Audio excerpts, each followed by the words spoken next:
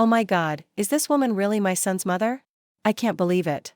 Sitting across the table, my future daughter-in-law Melissa's mother Patricia looked me up and down while wrinkling her nose, and without lowering her voice, leaned over to whisper to her husband beside her, but I heard it, everyone heard it. That evening at the Ivy restaurant in Beverly Hills, I sat there wearing a pale turquoise sweater I'd bought from Walmart for $13, worn jeans, and 10-year-old shoes. My hair in a bun, my face without makeup, cheap and simple jewelry on my hands.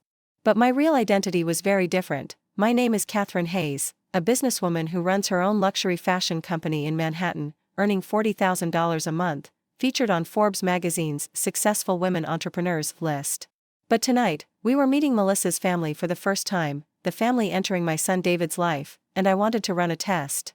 2 months ago when David told me he was going to marry Melissa, I was very happy. We were sitting at Starbucks, he was excitedly showing me the engagement ring, his eyes sparkling. Mom, she's an amazing girl. Harvard graduate, smart, beautiful, and she really loves me. I was happy too, until I researched the girl's family. Patricia and Richard Morrison were people who considered themselves indispensable members of Manhattan's Upper East Side society, but were actually on the verge of bankruptcy, obsessed with appearances and status.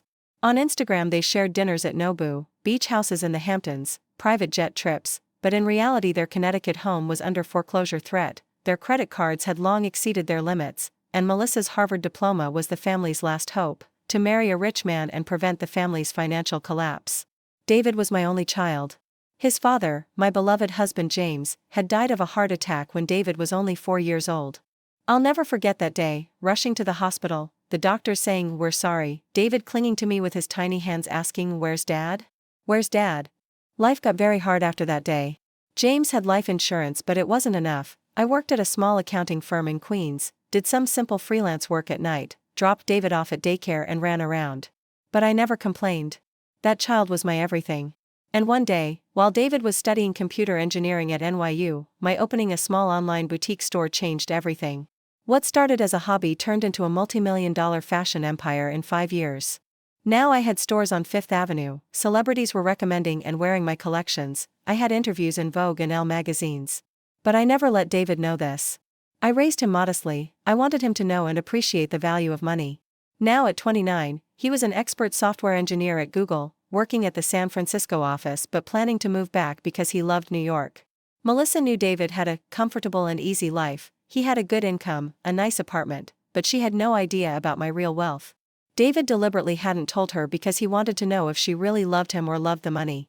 I decided to go one step further and test Melissa's family. Because as a mother, I knew, if this family was only after money, they would ruin my son's life. You know Patricia, the woman continued, taking a sip of her wine, showing off the fake Cartier ring on her finger, we Morrisons are very selective people. Our family has been one of New York's most distinguished families for 3 generations. My grandfather worked at Standard Oil, my grandfather was a Yale graduate. We only accept the best. Our daughter Melissa deserves these standards too. I hope David's family meets our expectations. David pressed on my hand beside me, looking apologetic, but I smiled calmly. Of course, I said in a low voice. I'm just an ordinary mother working at a small accounting job in Queens.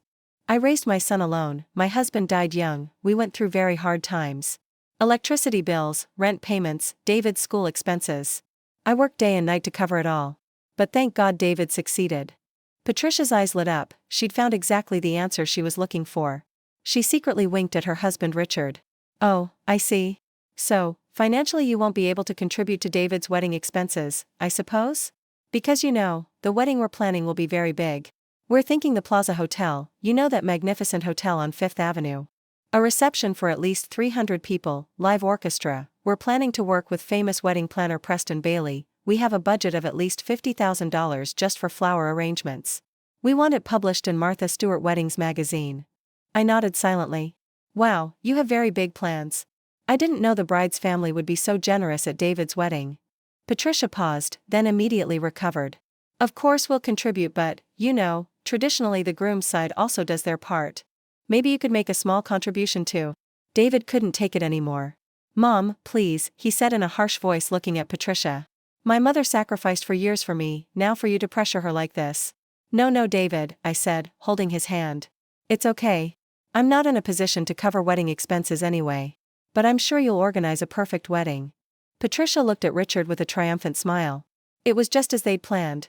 Poor mother-in-law, wealthy-looking them. Perfect. Just then the waiter came to the table and distributed menus. The Ivy's menu was one of the most expensive places in Los Angeles. Each dish ranged from $60 to $150. Patricia opened the menu and theatrically said, "Ah, everything looks so delicious. Catherine, what will you have?" I looked at the menu and found the cheapest option. "I'll just have a Caesar salad, I'm not used to large portions." Patricia said with fake sympathy, "Oh Catherine, please don't restrict yourself. Order whatever you want, you're our guest tonight." But in her eyes was the relief of good thing she didn't order something expensive. Patricia and Richard ordered the most expensive items on the menu.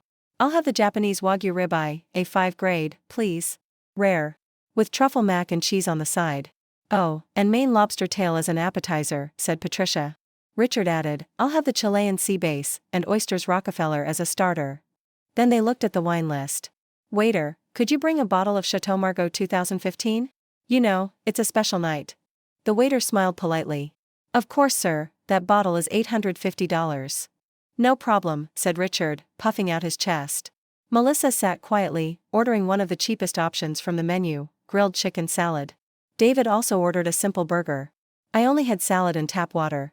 In reality, I, Catherine Hayes, had eaten a Michelin-starred dinner just last night at my penthouse on the Upper East Side of Manhattan, prepared by my private chef.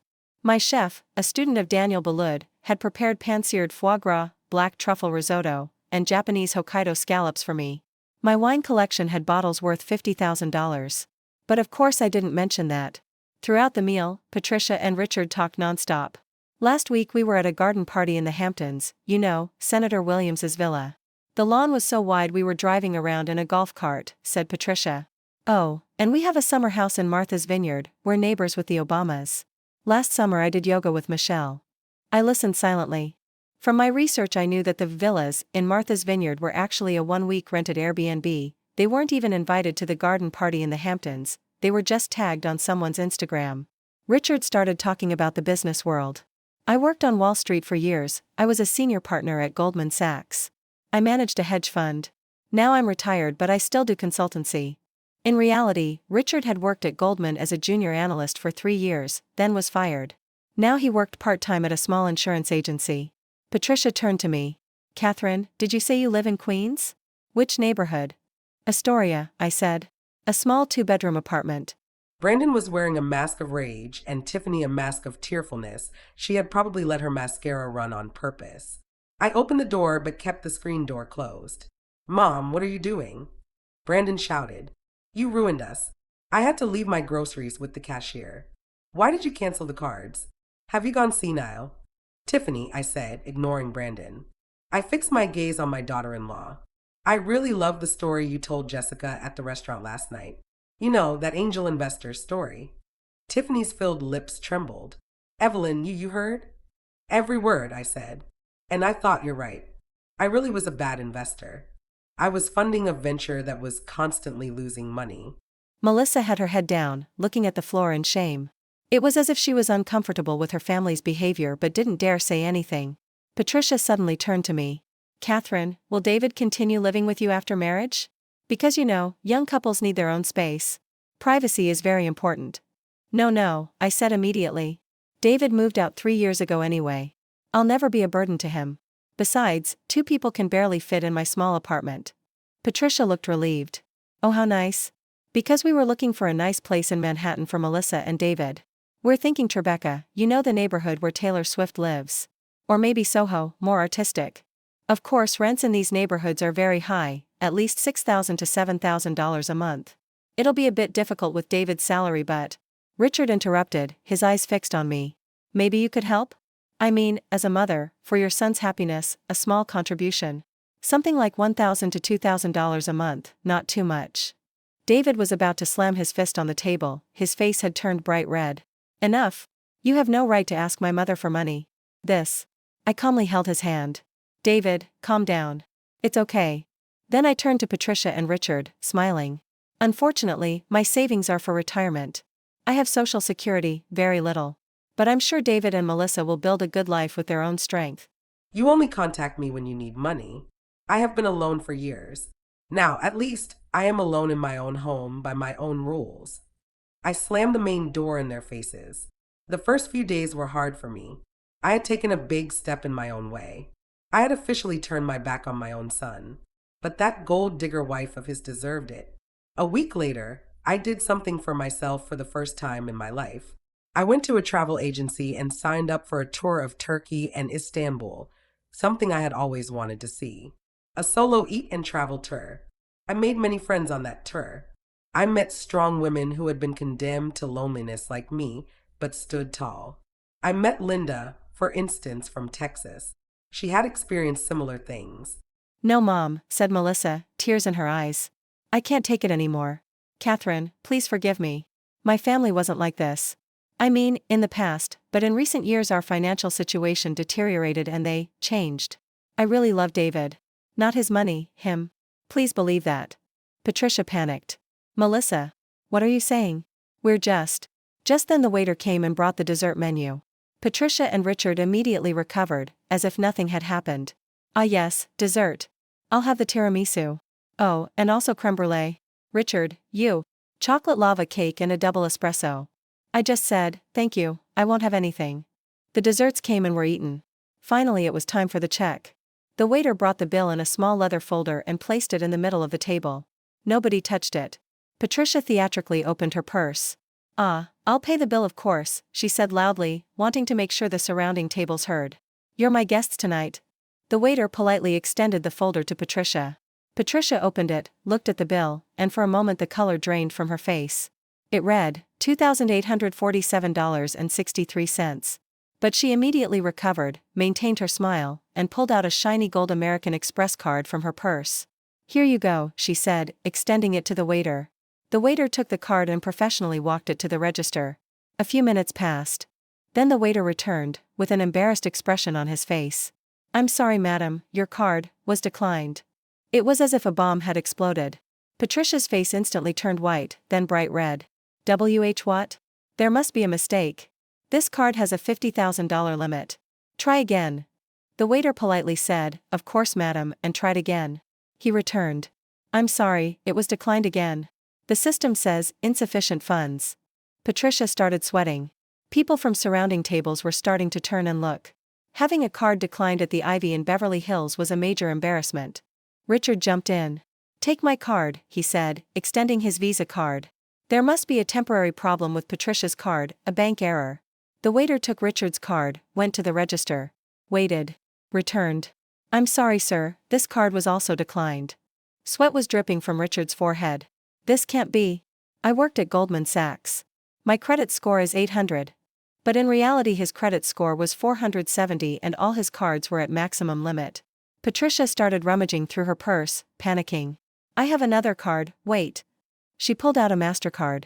The waiter took it. Tried it. Declined. Now the entire restaurant was turning to look. Whispers were rising. Oh my God, isn't that the Morrison family? Their cards were declined. How embarrassing. Patricia and Richard were drenched in sweat. Melissa had closed her eyes, buried her face in her hands. David didn't know what to do. Patricia started stuttering. This must be a system error. Let me call the bank. Or maybe cash. Richard, do you have cash? Richard opened his wallet. Inside was $120. Patricia looked at me desperately. Catherine, maybe you aren't having card limit problems? The whole table turned to me. David looked at me apologetically, as if to say, Mom, I'm sorry. Melissa still had her eyes closed. I quietly opened my purse. From inside I pulled out a small, black, matte credit card. It only had Amex written on it, nothing else. American Express Centurion card, the legendary black card. The world's most prestigious credit card, invitation only, annual fee of $10,000, unlimited limit, given only to the wealthiest 0.001%. I placed the card on the table and gently extended it to the waiter. Please, tonight's bill is on me. The moment the waiter saw the card, his eyes widened. He was almost shocked. Mrs. Hayes, he asked in a trembling voice. Centurion card? Of course, right away ma'am. He took it professionally and carried it to the register with great reverence. There was a deep silence at the table. Patricia and Richard were staring at me as if frozen. Their mouths open, eyes like saucers. The waiter returned a few seconds later, this time with a very different expression on his face, respect, admiration, and a bit of amazement. Transaction completed, Mrs. Hayes. Thank you very much. We would be honored to have you with us again. The Ivy always gives special attention to Centurion members. Then he leaned in and whispered, the manager would like to speak with you before you leave. I nodded. I took my card back and put it in my purse. Patricia's voice was trembling. Mrs. Hayes, she said, stuttering. A black card? That card is only given to millionaires. Even Beyoncé has that card. I smiled calmly. Yes, Patricia. I have that card too. Richard leaned forward, his eyes still in shock. But you said you lived in Queens, that you were an accountant. Yes, I said. I didn't lie. In the beginning I was an accountant. I lived in Queens. I shopped at Walmart. Because we went through hard times for years. But then, while David was going to college, I opened a small online fashion boutique. And that boutique grew. David stepped in, there was no point in hiding anymore. Mom, just tell them. They should know. I took a deep breath. My name is Catherine Hayes. I'm the founder and CEO of Hayes Fashion Group. My company operates 3 flagship stores on 5th Avenue, 120 stores in 47 states total. We work with Vogue, Elle, Harper's. Last year Forbes added me to the list of America's 50 most successful women entrepreneurs. My company's annual revenue is around $175 million. I personally earn approximately $40,000 per month, not including bonuses and stock income. Patricia's jaw had dropped. Literally, her mouth was hanging open. And no, I don't live in Astoria, I continued. I have a penthouse on Central Park West, on the 72nd floor. 8,000 square feet, 4 bedrooms, my private terrace overlooks Central Park. It's worth approximately $25 million. I also really have a beach house in the Hamptons, 3 streets away from the one you rented. I also have a summer place in Martha's Vineyard, where last summer I really did do yoga with Michelle Obama, because we're really neighbors. Richard's face was getting paler. But why did you treat us like this? I tapped the table lightly. Because Richard, I wanted to test you. When my son told me 2 months ago that he was going to marry Melissa, I did research. I learned who you are. I learned your financial situation. I learned that your Connecticut home was in foreclosure danger, that your credit cards were maxed out, that you were considering filing for bankruptcy. Patricia's eyes welled up. She couldn't speak anymore. And I continued, wanted to know if the people entering my son's life chose him for money or because they really loved him. David doesn't know about your financial situation. He really loves Melissa. But you were just looking for a savior, weren't you? Melissa started crying. Mrs. Hayes, please. I really love David. Yes, my family is in financial trouble, but I didn't choose David for his money. When I met him, I knew he worked at Google, but I didn't think he was rich. I just saw what a good person he was. I looked at Melissa. There was sincerity in her eyes. I wasn't testing you, Melissa, I said in a soft voice. I believe you really love him. But your family, that's another matter. Patricia had no voice left. Richard had his head down. People from surrounding tables were still looking, but now the whispers were different. Isn't that Catherine Hayes? The CEO of Hayes Fashion. Wow. The restaurant manager came to the table, holding a bottle of champagne. Mrs. Hayes, Krug 2008 for you. Complimentary, of course. We're very happy you came to the Ivy. Next week we'd like you to try our new menu, in the private dining room. Thank you, James, I said to the manager. But I need to leave early tonight. David, Melissa, we need to go. David stood up, Melissa too. I took my purse and stood up. Patricia and Richard were still sitting, in shock. Before leaving, I turned to Patricia. I want to say something, Patricia. True wealth isn't measured by how much money you have. It's measured by your character, your honesty, how you treat people. I was poor for years. I shopped at Walmart, bought food with coupons, made monthly plans to pay the electricity bill. But never did I act condescendingly or arrogantly toward others. Because character can't be bought with money. Richard stammered. Mrs. Hayes, please, we were just thinking about our daughter's future. No, I said firmly. You are thinking about your own future. Your daughter isn't your savior. She should live her own life, make her own choices. And if you really love her, you support her own happiness instead of forcing her to marry someone rich. Melissa turned to me, her eyes teary. Mrs. Hayes, I'll talk to my family. This can't continue like this. I love David, and if you accept me, I want to marry him. But the wedding, we don't need a big wedding. A small ceremony in Central Park, just close friends, that's enough for me. I approached Melissa and held her hands. Melissa, I accept you because my son chose you. David loves you, that's enough for me. But I want you to know this, marriage is teamwork. If your family constantly puts financial pressure, it will harm this marriage. You need to set boundaries. Melissa nodded. I will. I promise. David hugged his mother. Mom, you're amazing. I didn't think it would go this far, but thank you. Now everything is much clearer. As we left the restaurant, the valet had brought my car to the door. A black Bentley Continental GT. A $320,000 car. Patricia and Richard were looking through the window, still in shock.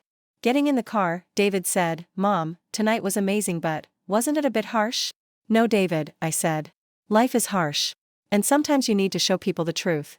If Melissa's family is going to be by your side, they need to accept you as you are, not for your bank account. A few days later, Melissa invited me for coffee. We met at Starbucks, ironically, the same Starbucks where her family had talked with Michael. Melissa looked very different. Lighter, more peaceful. Mrs. Hayes, she said, I had a long talk with my family. My dad and mom, they've started therapy now. They're also working with a financial counselor. And I told them, they won't ask for a single penny from David or you. If they do, I'll stop seeing them. That's very brave, I said. But Melissa, they're your family. You don't have to cut them off completely. You just need to set boundaries. I know, she said. And there's something I wanted to ask. David and I really want to keep our wedding small. In Central Park, just 30 to 40 people. But if you're not there, it won't mean anything. My mom, my real mom now admits her behavior was wrong. She wants to apologize. Will you come to the wedding? I smiled. Of course I'll come, Melissa. You're my daughter now. 6 months later, next to Bow Bridge in Central Park, under the autumn leaves, David and Melissa got married. A small, intimate, beautiful ceremony. Patricia and Richard were there, but this time much more modest. Patricia came to me, tears in her eyes. Mrs. Hayes, I'm sorry about that night. I was so embarrassed. But you taught me a lesson. You reminded me what real values are. It's in the past, Patricia, I said. Now let's look forward. The wedding dinner wasn't at the plaza, it was at a small Italian restaurant in Brooklyn, family-owned, great food, warm atmosphere. I paid the bill of course, but this time I didn't use the black card. I used a regular credit card. Because that night it wasn't about showing off, it was about family. When making a toast, David stood up. I want to thank everyone. Especially my mother. Mom, you taught me life's most important lesson, character can't be bought with money. You fought for me for years, raised me alone, and never did it arrogantly. You're my hero. My eyes filled with tears. 40 years, my son I raised alone, now happy, married to the woman he loves, and most importantly, had become a man with the right values. That night going home, yes, to my penthouse on Central Park West, I looked at Manhattan's lights through the window. It was a long road. From the small apartment in Queens to here. From night shifts at Walmart to the Forbes list. But that wasn't the most important wealth. The most important wealth was my son's happiness. And knowing he made the right choice. Now I'm asking you, dear listeners, what city, what country are you listening to this story from? Will you share with me in the comments? From New York, Los Angeles, maybe Chicago, or from the other side of the world? Have you ever run a test like this in your life? Have you presented yourself differently to understand someone's true intentions? And if you love these kinds of real-life stories, stories of strong women, stories of deserved justice, please don't forget to subscribe to the channel and turn on notifications. By supporting the channel through Super Thanks, you can help me tell more stories, help me amplify more people's voices. Because these stories aren't just my story, maybe they're your story, maybe someone you know's story. Every day thousands of people are being used by their families, relatives just for money. But sometimes a test is needed to see the truth. And remember, true wealth isn't in your money, it's in your character. Real family is built on love and respect, not blood ties. In the next video, I'll tell a similar story, this time about a grandmother testing her grandchildren's true intentions. Are you curious what happened? Then don't forget to subscribe. See you in the next life story. And remember, never judge anyone by their appearance. Because sometimes the simplest looking people are the strongest ones.